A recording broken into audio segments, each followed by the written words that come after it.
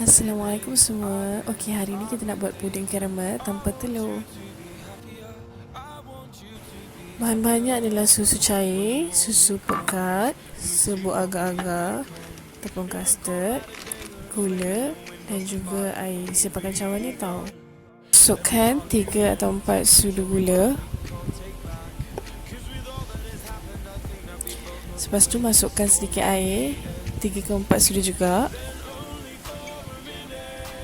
Buka api perlahan dan kacau-kacaukan dia sehingga dia berubah warna. Seterusnya cepat-cepat masukkan loyang sebab nanti sejuk dia akan keras. Okey, sekarang kita buat puding. Masukkan susu cair tadi 1 tin.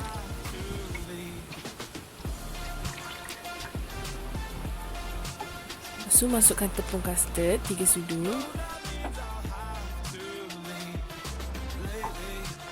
Seterusnya kacau-kacaukan dia, jangan sampai dikepukan.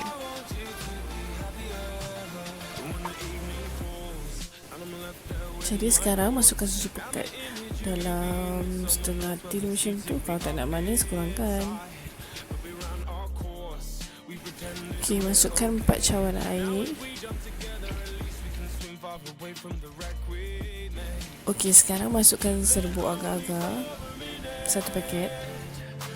Seterusnya masukkan gula 1 cawan. Tapi aku tak letak 1 cawan lah, aku ambil sikit je sebab aku tak nak aku punca orang dalam rumah ni kena potong kaki. Okey, lepas tu masakkan dia sampai mendidih. Dah sudah, masukkan dalam loyang. Dah siap. Masukkan dalam peti, tunggu sampai dia sejuk. Dadah, alhamdulillah. Elok kejadiannya. Jangan lupa baca bismillah setiap kali nak masukkan bahan, okey? Selamat mencuba.